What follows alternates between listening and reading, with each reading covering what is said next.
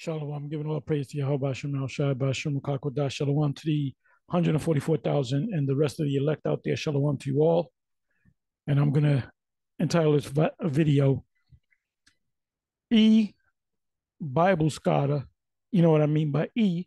E Bible Scholar makes Jake woman look like a fool. So anyway, I haven't prepared nothing. I haven't set up no scriptures. I'll see where the Spirit takes me. I don't know how long this is going to go. So this is I Am Fit podcast, MGGW, which represents man going God's way. And this is Elder Gabar, formerly of the GOCC, and he broke off from them. And it wasn't, I mean, he just broke off. It wasn't no real hate. He explains it if you watch his videos. It was just the direction that they were going in. He wasn't seeing it, and he was a leader himself and a teacher. So he went off on his own, and they certain people in the congregation said, "Well, stay with us," and he said, "No, I got to move on." So he started his own YouTube page, which is a called a podcast. I Am Fit Podcast.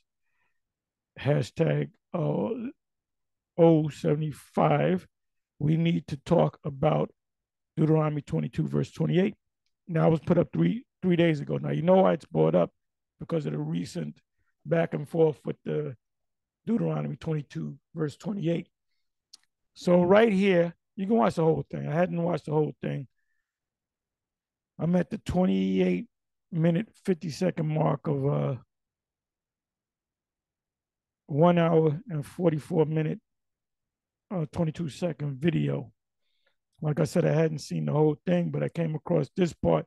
And this is why women shouldn't be out there trying to play, scholar. Women have their place, and men, prophets of the Most High, have their place, and so forth. So now you're going to see how this E, which he might be a Jake, he really mops the floor up with this woman right here. Makes her look stupid, makes her look silly, makes her look like a goddamn fool. So I'm gonna let it play. Then I'll Spirit come on me to give you a precept. I'll give you the precept because they're gonna mention precepts. So that's why we here at GMS we don't have women members in the GMS. Meaning they follow us on YouTube and they'll go on, watch the videos, put in their comments, shalom, so forth. But we don't have no congregation where we have the women with the men, and then you got the families with the children, and some of the other sisters take care of other children and all that. That brings in a lot of controversy because it can bring in a lot of, sexual, madness, if you know what I mean. His sister gets, disenchanted. She says, the brother did this to me, and he did this, and my daughter, and he did this to my, you cut all that shit, man, by not having no women and children around. You have men that have women and children. The men, you learn, and you teach your woman at home, and you raise your children at home. The old saying is, you're the king of your castle. So, now you're going to watch and you're just going to see how silly this woman looks, and she don't know what she's talking. And then you're going to see how sharp this E, and like I said, he could be an Israelite because he'll mess up a lot of Israelites out there. So you better hope you don't run. He's on a way higher level. He's on a way higher frequency than Vocab Malone. So let's watch, listen, and have a little fun because I had fun watching this.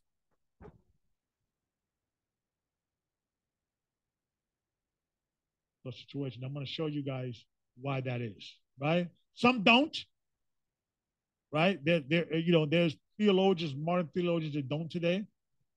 And there's been an argument going back for the turn of the 21st century, right? So there were arguments on both sides, right? Um, but what does the data says, right? And I'm going to give you my opinion in a few minutes. And like I said, watch the whole thing. You're gonna watch. There was a discussion slash debate with you know what I'm gonna do?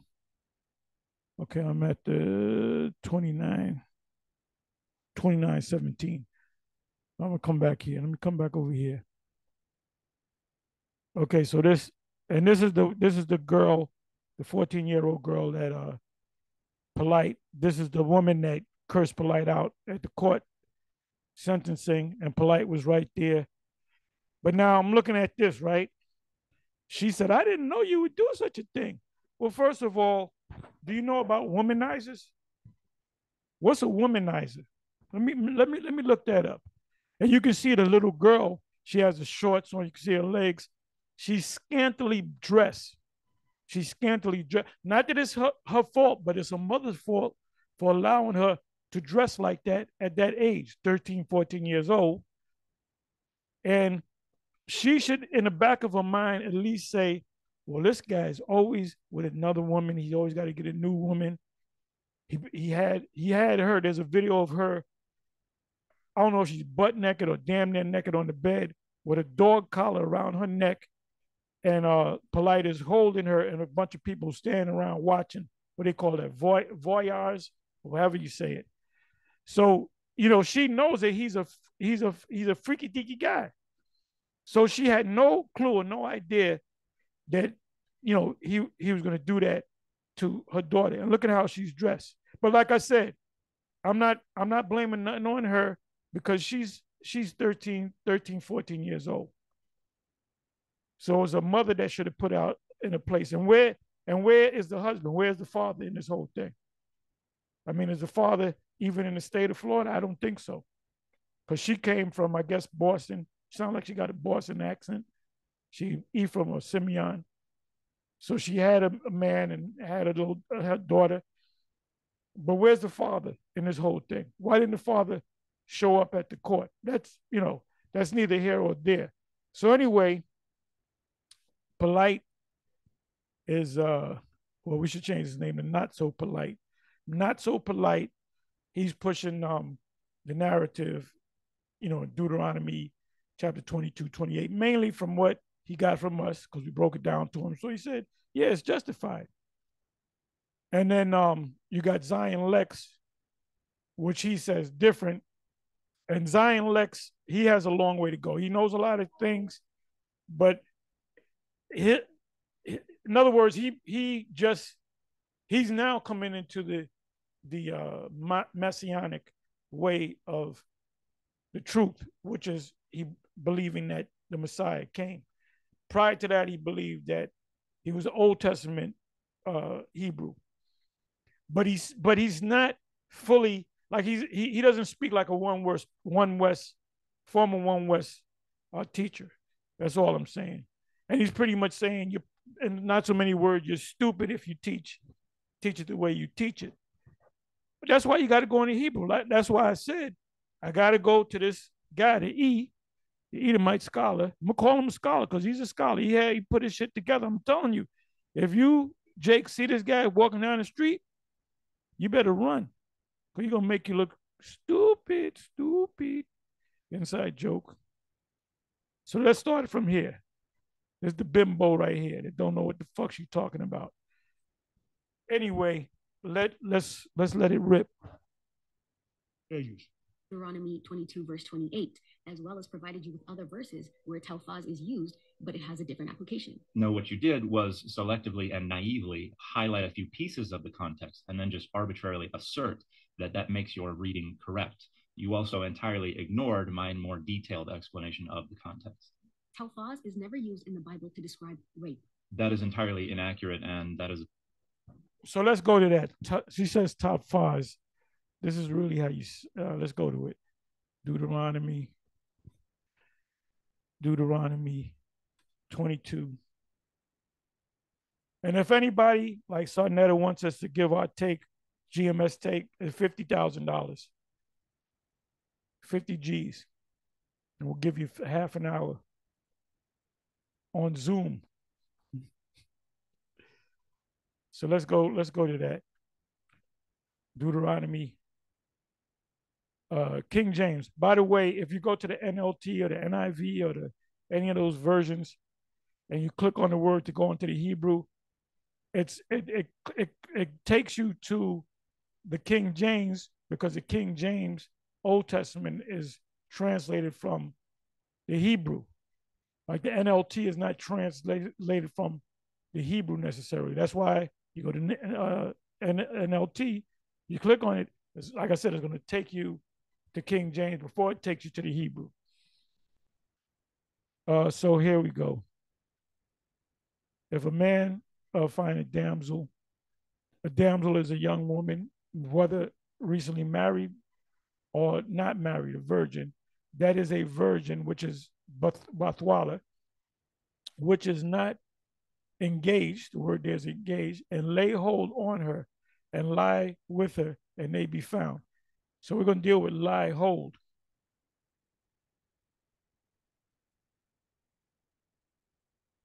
We're not even going to deal with aina, lie hold or lay hold. The word there is, she said, what did she say? Tafas, which is actually, you have a ta in the Hebrew, and you have a tha. Tha and ta are two different characters in the Hebrew. This is pa, not fa. There's no F sound in the Hebrew. So it's tha, pash. Now it says here, tapaz, it's supposed to be tapash. So now when you look this word up, H8610, it tells you how maybe Joshua, David, how they take down the city. It says before they took down the city, the word is tapash, which meaning you kill so many of the enemy that they gave up, so you take the city. And what you do is you either put the men in slavery, usually we kill the men off, and then we took the women, and mainly the young women. That's in Numbers 31 about the Midianites. Moses got mad at them and said, kill all the men, kill all the married women, kill all the boys, and save the little girls for yourself. Why do you think he said to save the little girl for yourself? Because you were going to pop them little girls when they come of age, when they're mature, when they're like you use the word pedophile. Pedophile just means child lover. Foul meaning lover. Pedo meaning, it means a child, someone before they reach puberty. So when does a child become a woman? When they reach puberty. When does a man child become a man? When he reaches puberty. But he's a young man. He's still growing. He still might be under his parents' household until he reaches a certain age. And then you come under the covenant. That's what the bar mitzvah is all about. Coming up under the covenant, meaning your parents can't beat you no more. Well, they'll pull back, because now whatever sin you do, the Most High is going to deal with you. From the time that you're, day one up until you're 12 years old, you're under your parents' law, meaning they tell you what you can do and what you can't do. And when you're 12, if you commit the act of adultery, you're going to get put to death. So that's what that means. Coming under the covenant. That's why it says in Luke 2:42, around there, it says, and when he was 12 years old, that's when he lost his parents, because by law, he was a man, so he could have gone on his own. And you had cases of Israelite men that hit 12, and the father would set him up to work with another Israelite for 7 years. He would be a servant for 7 years. So from 12, 7 years, that's 19. So at 19 years old, he was an established man. He can go out and get a woman, and and he can get servants of his own. That's where the whole servants pay come from in this time period. It came from the scriptures. So when you look up this word, I'm not going to go into it, but you can go into it yourself because I did go into it before. The word thapas means to arrest. It means to arrest. I've been arrested before. The cops say, put your hand behind your back. You put your hand behind your back. They put the cuffs on you. Whether you want to go or not, there's no choice in the matter. Now, if you don't want to get your hands behind your back, they call it resistant arrest. Then they manhandle you and they force the cuff on you. Either way, that's the definition of thapas. When you take a city, the word there is thapas. When you take a woman against her will and do what you got to do, the word is thapas. So let's listen to this boneheaded woman make a fool out of herself.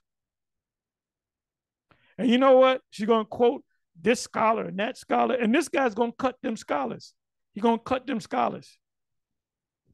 Because just because, well, this scholar back in the 1800s said this about this particular scripture. Yeah, but that don't mean that don't mean shit to me. Give me a sec.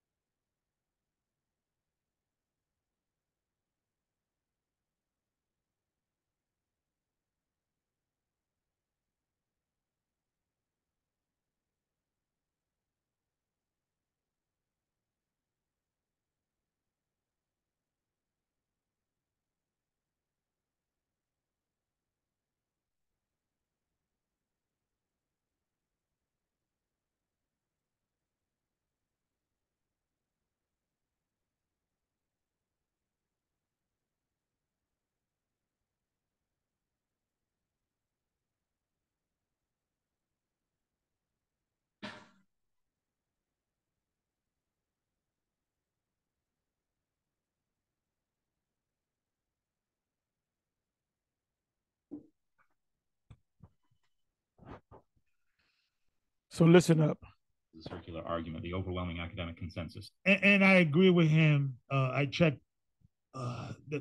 because there is no such things as the word rape. I just want to say it, or the R word in the Bible. And the problem with saying that a word that comes close to it is ravished. One Hebrew word means only one thing. It's showing your ignorance because all scholars agree that it all depends in what context you're using that word, right? Elohim could be the supreme God, or Elohim or Elohim could be the lords of the land, the leaders of the God, or the kings of the land. It could be the judges. It all depends how it's being used. With the two words that was used here, it could be used as siege, it could be used as force, or it could be just grab out, like, you grab something, and so forth, so on. Or it could be, grabbing or stitching the heart of a woman, through romance. That it could be used that way too. So it doesn't mean it only means one thing, right? Fair use is that it very clearly describes it in this passage. The word that is used is kauzak, which I also mentioned in previous videos. You continue to mispronounce these roots based on your misunderstanding of a 19th century transliteration convention. The word is chazak. You look at the scripture from 2 Samuel, you see that Amnon forced. She sounds smart, but she's a bimbo. She's a bimbo. All right? And this guy is going to wipe the floor up with her. Tamar and lay with her. The word used for forced is kauzak. No, it's not. The verb chazak occurs in verse 11 of this chapter, and in your translation, it is the verb that is rendered he took hold of. The verb that is rendered force in verse 12 here is the verbal root ana, and specifically the PL stem of that verbal root, which can mean... Which I'm not going to even go into that. I'm not even going to go into that. right now. I'm dealing with the um, the pas. I'm sorry. Let me say it correctly. The pash. The pash. To oppress or to rape a woman, as it does here multiple times, as it does in Genesis 34, as it does in Judges 19. Oh, yeah. The PL of a na is also used in Deuteronomy 22:29 to describe what the man does to this unfortunate young woman. There are many competent authorities in biblical interpretation who disagree with you, such as Charles Foster Kent, a Yale professor, and J.A. Thompson. Just because he's a fucking from Yale, that fucking niggas from Yale don't know shit. Just because he's from Yale, big fucking deal. Big deal. Or he from Harvard, big deal. And truth be told, they do so much studying that they run into the truth and they know who we are. They know that great is biblical, but they can't, it doesn't register. So a lot of these scholars, and like I always go to the Bible commentary, and first of all, it'd be about 10 different commentaries, and they all contradict each other, but they're all top scholars.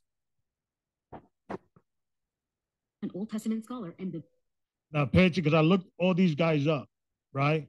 These people, well, it's gonna explain in the video. Be careful when people quote these people as like contemporary. Local archaeologist and Meredith Klein, another Old Testament scholar. So these are all dead scholars. One of them died 98 years ago, but I decided to look up their positions on this.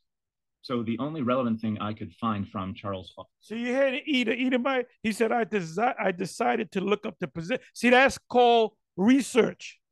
Somebody mentioned some names. There's a scholar. That's a scholar. Well, you know what you do? Let me look this guy up. What is this guy all about? Let me look this person up. That's what a scholar does, man. See, a scholar, you got to be a scholar to really understand these scriptures. That's why you notice we go into the Hebrew, we go into the Greek. The whole grape thing, we understand the whole grape thing is because you got to go into the Hebrew and the Greek. Whether it be in the Old Testament or the New Testament. That's why these churches are a big joke. Foster Kent, the scholar who died 98 years ago, was a 1907 book called Israel's Laws and Traditional Precedents, which is really just kind of categorizing the different passages. So here we have, and this is my theory. I think a lot of pastors or theologians avoid this question. I think it was a controversial question. I think people didn't want to deal with it, so they kind of like just, didn't really address it. Or in a forceful manner because it's a. So now let's deal with the word. Good point. Let's deal with let's go to where is it? Okay, I got to do it this way. Let me do it this way. Bear with me for a minute.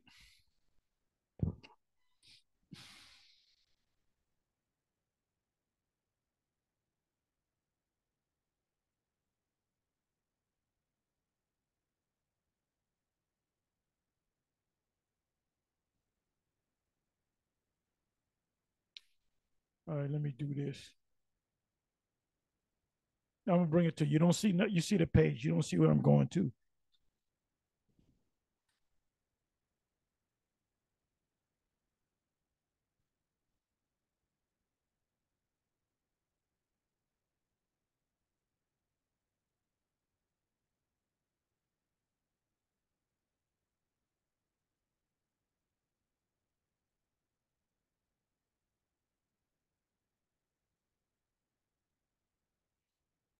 Okay.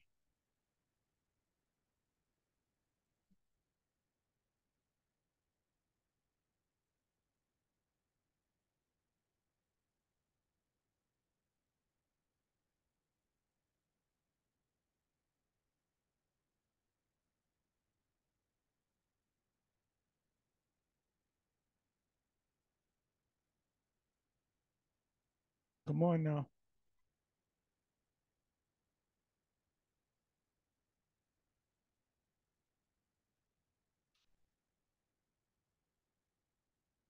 Say, I'm not impressed. Well, this scholar, he's from Yale. That shit don't impress me. That don't impress me, man. Because if they really research, they would admit that we are the people. If they such great researchers, and they're not. They're a bunch of liars, man.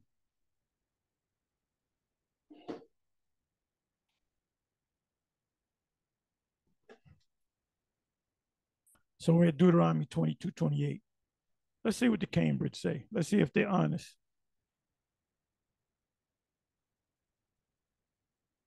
Of intercourse with a virgin not betrothed or engaged, the man shall pay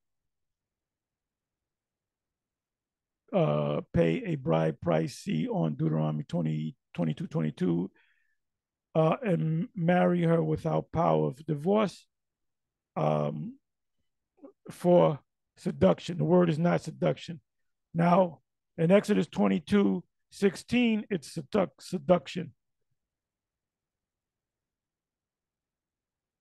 It's not talking about seduction in Deuteronomy 22:28. That's why it's written in Exodus 22, verse 16. Exacts the bride price, but the father may refuse his daughter to the man, which that's Exodus 22:16, among the Tayyala Arabs, the seducer of the, why are they using the word seducer? The word seducer is not in Deuteronomy 22. Woman pays the blood price of two men. If he will marry her, he must furnish the bride price. So they don't want to deal with it, man. They don't want to deal with it. They know the answers. Then it says, lay hold, not the same, Deuteronomy 25, usually explained as grape. They did say grape. They were honest on that. But this is not, why is it not easy? If it's not certain, shouldn't you do more research? If it's not certain whether it's grape, shouldn't you do more research? They don't want the answer.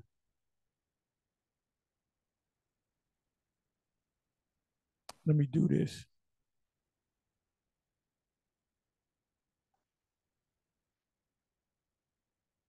Here they use the word seduction again. So, as Exodus 22 and 16 and 17 has nothing to do with Deuteronomy 22:28. So they don't want to deal with the subject. They don't want to deal with the scripture. That's two different things. Let me do this.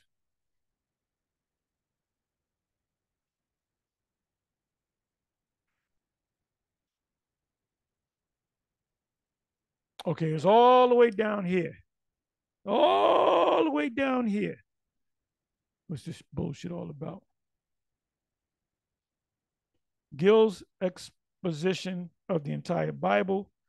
It says, and lay hold on her and lie with her, she yielding to it, and so is not expressed of a grape as Deuteronomy. They went off. They all went off. These clowns all went off because they know what the truth is, but their emotions are getting the best of them. So we don't need this bullshit. Just come back over here. I mean, I can fully explain it to you, but it's going to cost you $50,000. Well, you all about the money, brother. You damn skip. Show me the money.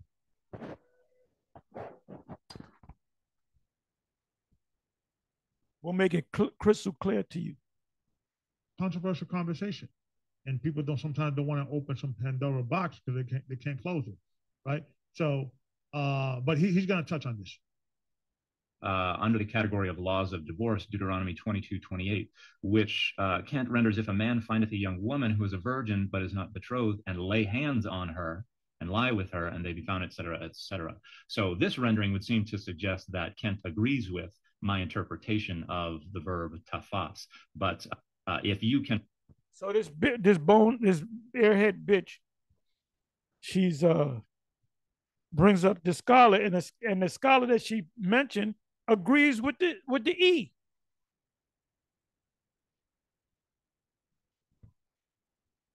point me in the direction of some scholarship that explicitly disagrees with me, I'd appreciate that. Klein actually has a commentary on Deuteronomy, and I looked that up. And it actually doesn't say one way or another if this was forced or consensual. It just refers to the seduction of unmarried girls. And that word, which is Exodus 22, verse 16. If we're going in, if we're focusing in on Deuteronomy 22, verse 28, you can't bring Exodus 22, verse 16 to me, or 16 and 17. Those are two different thoughts right there. Seduction is used to refer both to rape as well as to consensual intercourse. So, and what I'm going to do, folks, I'm going to put the video on the comment section. I'm not able, for some odd reason, what I'm doing here. Okay.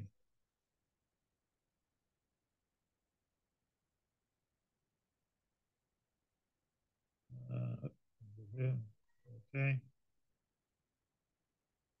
Okay, it's in the comment section, folks. You guys should see it. My pop-up on chat is not working, so I apologize for that. But I put it in the comment section. You guys could, see the rest of the video. It's like about 7 minutes and 45 seconds long. Let me see another video. Can we already play that?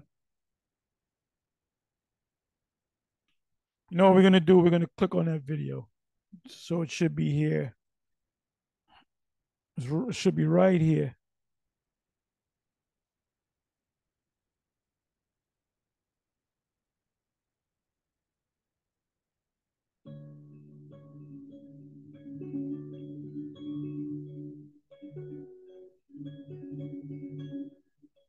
Okay, maybe this is not it. Oh, that's a different video that he put up. I thought it was going to be the video of the Edomite scholar talking to the woman. I went back too far.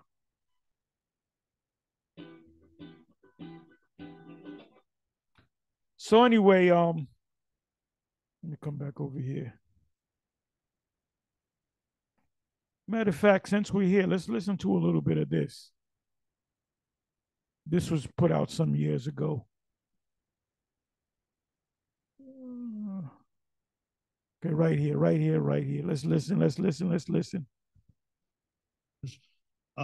Where Zion Lex is establishing the whole idea, whether the Bible condemns the R word, and we're going to this, and he believes it does not, and he's bringing his premise, right? And Polite is saying that it does, right? And this is the debate that we're going to pick it up at 2 minutes and 56 seconds. Oh, wait a minute.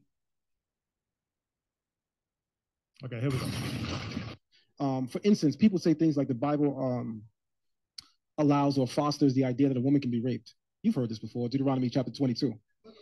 The Bible fosters, right, the Bible fosters. You see the young woman, this is the woman that Polite had his way with. You see how she's dressed? She's got shorts on. You can see she's developed too, but she's a young woman. She's past puberty by, okay, let's say she experienced puberty at 12, some 11, some 12. Let's go with 12. So she's been past puberty for 2 years now. You can see the cleavage. You can see how she's scantily dressed, which makes her look bad. I couldn't believe you would do such like that. You seen the freaky shit that this nigga do. So let's stop playing Little Red Riding Hood, Lost in the Woods. Well, you got to watch these fucking women, boy. They're great actors. When Richard Pryor got divorced by one of the women, I don't know if it was Pam Grier, one of them, and she got up on the stand and she started talking. And then Richard Pryor said, who is this bitch? It's like a totally different woman. And they'll get into an act, but they'll work with the attorneys attorneys, and they'll act and they'll make the jury seems like she's like the nicest woman in the world, when she's a nasty, dirty scoundrel. Watch these damn women. Some people say that a Bible, so I'm going to use what he's saying. I was starting to say some people, but he seemed to be familiar with it. Right. But because he's familiar with it, I'm going to say we're going to work with what Brother Sonetta is saying. So according to Brother Sonetta, the King James Bible seems to be describing in the book of Deuteronomy chapter 22 that it's okay to rape a woman. And if you are able... It doesn't seem to, because you got to go into the Hebrew to really see it. If you just read the King James, it's kind of, iffy. You got it. What opens up the door to Deuteronomy 22:28 is going into the Hebrew, which a scholar would do. A scholar would do that. Able to dominate her physically. Watch my... On another thing, if you got your woman and you got your woman around your friends, you can know that one of your friends is digging on your woman by the way he looks and the way he acts around her. She didn't pick up the fact that this guy was looking at her in a certain way or showing her attention. She didn't pick up on that shit. Come on now. You ain't little Miss Red Riding Hood. Fucking bullshit, man. My arm as I'm talking, I'm also flexing my arm. If you're able to dominate her physically, then she's yours, regardless of whether or not she wants to be yours. That's so stupid and incorrect. But watch this. There's a wisdom. So he says, he kind of quotes it after King James. And he said, that's so stupid and incorrect. Well, that's not a scholarly response. You can't look at a scripture and say, well, that's stupid for you to say that means that. No, a scholar would say, let's go into the Hebrew. Or if in the New Testament, let's go into the Greek. That's why when you deal with these stupid ass Christians, they always go to John 3:16. So what do you go to? You go to the Greek, and like a scholar would, and you say the word world. What's the word world there? Oh, everybody, mankind. Nope, the word is cosmos. When you come across the word world in the Old Testament, you'll come across 3, even 4, really, 4, 3, let's 3 mostly. You got the word eon, which means world, eon, oikomeni, cosmos. And then you got earth, which is gi or gay or like geo, the whole earth. So that's why it's easy to get these Christians, because they don't think like scholars. But they'll turn around and buy books that are written by Christian scholars. A science to the way it's articulating the scriptures, and I'm gonna make it make sense. Watch this. So the Bible says, if a man finds a virgin woman in the field, takes hold of her and grasp her and lay with her, and they are discovered, he shall go to the father of the woman, pay 50 shekels to the father, and he cannot divorce her for the rest of the days of his life. She shall remain his wife eternally. So people say, wait, the Bible just said, if he grab her, take hold of her, and have sex with her, she his wife. All he got to do is pay $50. So the Bible's saying, if I could overpower a woman, she mine. That's not what it's saying. Follow the language and understand the concept. African spirituality always is given in abstraction. We're not African. You put in the African spirituality. So he's really he's not thinking like a scholar. He's not thinking like a scholar. He's not going into the root words. He's saying, well, we shouldn't even, that's not really the message. Yes, it is, because it wouldn't be written in there. And what in the fuck is she doing in this middle of this conversation, the subject of grape? Why is she here? She's too. This is the whole saying. Grown folks are talking. So you have the kids go outside or whatever when you talking grown folk stuff. Showing you again that the partial fault was this woman right here. She ain't going to jail for it because she didn't do the raping. He didn't say, well, I'm going to rape your daughter. Okay, I'll set it. No. So she but you know what? Your spidey sense, your motherly instincts are supposed to kick in. And like I said, where's the father in all this thing? Where's the father? Did he drop dead? Did he disappear? Did he go to the moon? Did he get abducted? Why did the father come to? I mean, what? And that's another thing with you, Jakes. You don't have no connection with your children, man. And if the dude was, if it was a Jake, he wouldn't do it to no Jake from the hood, because the Jake would have pulled, he'd have snatched polite out the frame. There's always an enigma. Why? People who speak enigmatically tend to be people who are deep thinkers, people who actually have something to say. People who are surface level when they speak usually have nothing to say. But you're being surface level because you're dismissing the take hold of part. At this particular time, you should say is, let's go to the Hebrew. Let's go to the Hebrew.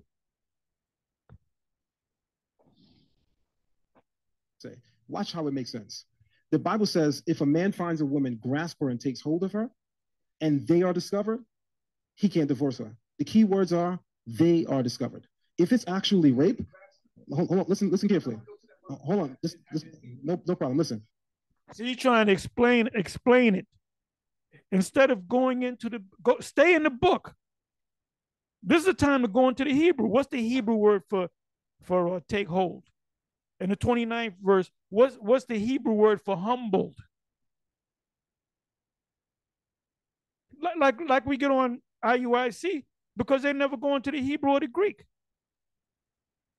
That's why you got Bishop Nate, and he's all confused, Bishop Nate, because there's videos of them teaching that, including himself, teaching that the lake of fire is eternal hell. Recently, when he was out in South Africa on that podcast with that girl, when that subject came up, and he said, "Oh, that's talking about a miracle when the missiles hit it." Wait a minute. A week ago, it was something different. Now, why did you change your stance? Because you saw us, and we were getting on you, and you use logic instead of emotions, and you kind of said GMS is right, but I'm not gonna give him no credit.